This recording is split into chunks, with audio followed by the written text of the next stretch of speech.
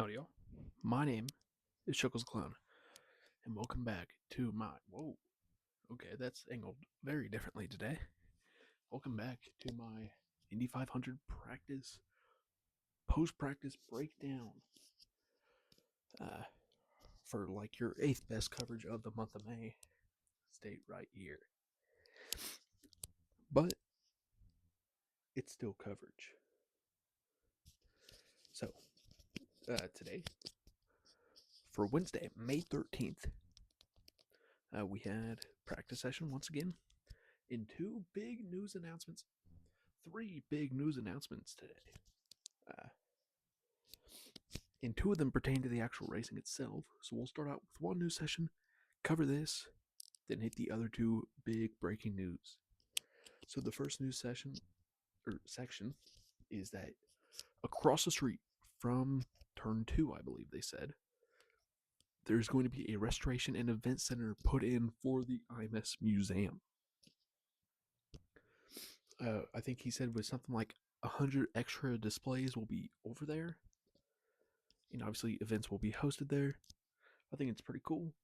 I haven't even checked out the new remodel of the museum, surprisingly. So that is something that's on my bucket list already. Hopefully I will get an opportunity to check out the new event center as well sometime. And it's going to be located right on the south side. In my opinion, that's within walking distance of the actual museum, if you're in the Indianapolis area. But now let's get into practice. A fairly cold and cloudy day today, and very windy. So a lot cooler and cloudier than yesterday, which helped the speeds.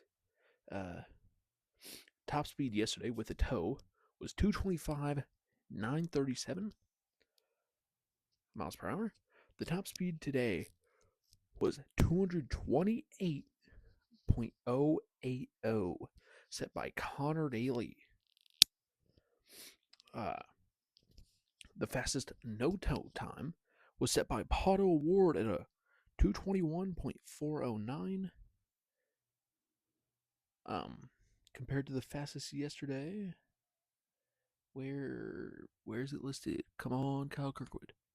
Which is actually slower than yesterday, with the speed of 222.062. But what I noticed today, at least when I was watching, there was a lot less cars pack running, like we've seen in the past. A lot more pack running, a lot less qualifying sessions or sims. But that is usually what Thursday is for. Everyone on Thursday will likely have the one qualifying attempt, and same with Friday. But so today we get that last bit of pack racing, and a lot of pack racing at that. But let's see the top three first. It was Chevy Honda Chevy, Connor Daly, Alex Palou, David Malukas. Alex Palou in second had a 228.026, and David Malukas had a 227.139. So Malukas almost a full second off of Daly and Palou. And also we had Scott McLaughlin and Alexander Rossi. Scott McLaughlin did switch engine. Rossi reportedly started switching engine. But that makes 3 Chevys in the first 2 days of practice to switch engines. We know Carpenter was likely running on last year's engine. Who knows how many races old Rossi's and McLaughlin's were. And then we also knew that some Honda teams have had issues with it as well. It's not a huge concern right now. I'd say if we start to see actual failures, like what we saw in Jack Harvey's engine, then I'd be concerned. But that also apparently was last year's engine. Still a little concerned for the Giant Reinbold team, in that they did have those.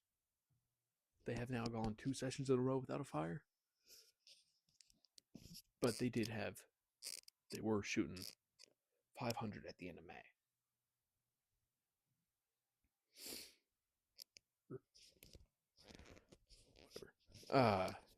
But now let's run down the rest of the order. So in 4th was Graham Rahal. Fifth was Ramon Grosjean. Sixth was Scott Dixon. Seventh was Scott McLaughlin. Eighth, Joseph Newgarden. Ninth, Santino Ferrucci. 10th, Kyle Kirkwood. 11th, Marcus Armstrong. And 12th, Felix Rosenqvist. 13th, Will Power. 14th, Jack Harvey. 15th, Renus VK. 16th is Louis Foster. 17th, Dennis Hauger. 18th, Kyle Collette. Hauger being the fastest rookie on the day. 19th, Marcus Ericsson. 20th, Stingray Robb. 21st, Alexander Rossi. 22nd, Nolan Siegel. 23rd, Elio Castroneves. 24th, Christian Lundgaard. 25th, Ryan Hunter-Reay. 26th, Kiffin Simpson. 27th, Pato O'Ward. 28th, Jacob Abel. 29th, Christian Rasmussen. 30th, Takuma Sato. 31st, Mick Schumacher. 32nd, Ed Carpenter. And 33rd, Catherine Legge with a time of 2:20.985. She ran 73 laps on the day. Her fastest was on lap 28. The driver who ran the most laps today was Alex Palou with 118 laps. Sorry, I'm going to get out of frame here, but I can't read. And the driver who ran the least is it?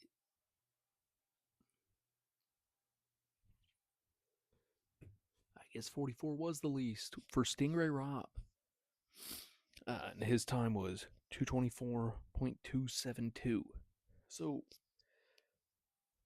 we'll talk about Catherine Legge and then we'll get into a little bit of news. For Catherine Legge, I'm not too concerned. I'm a little bit concerned about the pace. But you have to think they are truly just a day behind of the rest of the field. That is concerning, but they did get a day less of testing. They didn't get anything on day one of the open test. Day two, she finally got up to day one speed, while day two speeds were being set.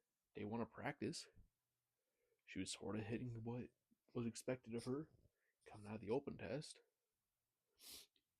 And now she's hitting the mid-pack speeds from yesterday. Or really low mid-pack, but still mid-ish pack. Tomorrow I wouldn't be too surprised to see her in the 222s, 223s. Maybe scrape I'd say 223 is about the highest. A 224 would be pretty magical for that team. I think would prove that their speed. I don't think it's a Catherine Legge skill issue. I think most of it is the Penske to Foyt to HMD Foyt pipeline for information is not really there. Most of the crew, most of the guys at this HMD AJ Foyt team is HMD Motorsports. Most of the information is just the base information that Foyt gave them, and they're figuring out the rest, from what I understand and what I was told. So I'm not too concerned about it. But there is some news on that team. Catherine Legge is set to do the double. 1,100 miles. 500 in Indianapolis. 600 in Charlotte. I'm excited for it. Obviously, it's only been a year since we had to deal with it. We were dealing it last year with Kyle Larson. Kind of got tired of hearing about it from Larson, but I'm excited.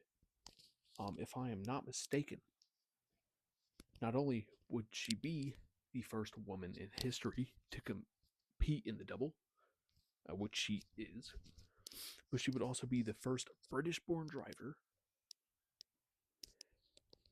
or driver from the United Kingdom, and the first part-time in both series. She'll be making her first and likely only IndyCar start in Indianapolis. Then, when she flies over to Charlotte, she'll be making only her second start this year in the Cup Series. and her first start was last weekend at Watkins Glen. I understand she has so much backing from Elf, and I kind of like this move. Uh, and at least on the NASCAR side, I believe that she is a better driver than Danica was in a NASCAR, and she's had so much worse equipment. I'm not sure if she's a better driver on the IndyCar side.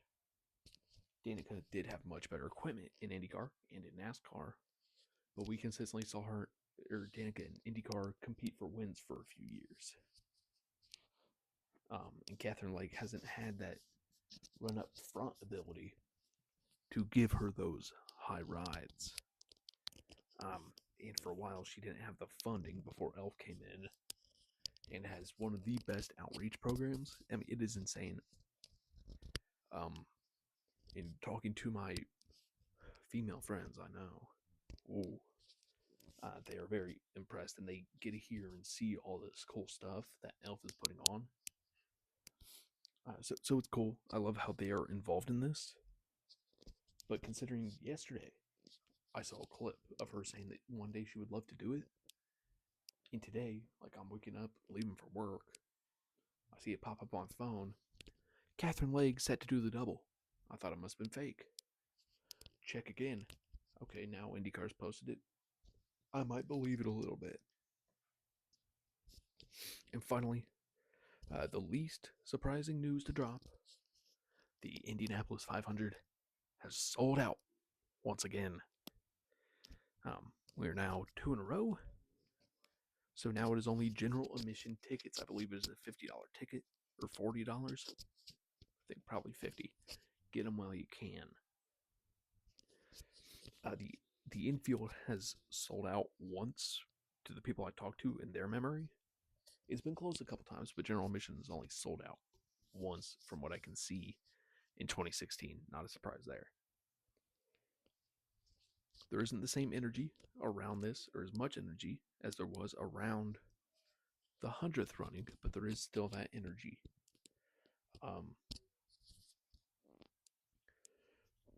But speaking of the 100th running, 10 years ago, it was the week of the race where Napa got put on Alexander Rossi's car. Let's take, for example, Jacob Abel. Even though I think a better comparison to a Rossi would be a Mick Schumacher with the F1 background. But I like Jacob Abel more than Mick Schumacher right now. And Jacob Abel is more of an underdog. I think people expect Mick Schumacher to do good because his name is Schumacher. Abel doesn't have that around him. And I think, like, something about him, other than, the Americanness of Jacob Abel, what an American name, reminds me a lot of Rossi.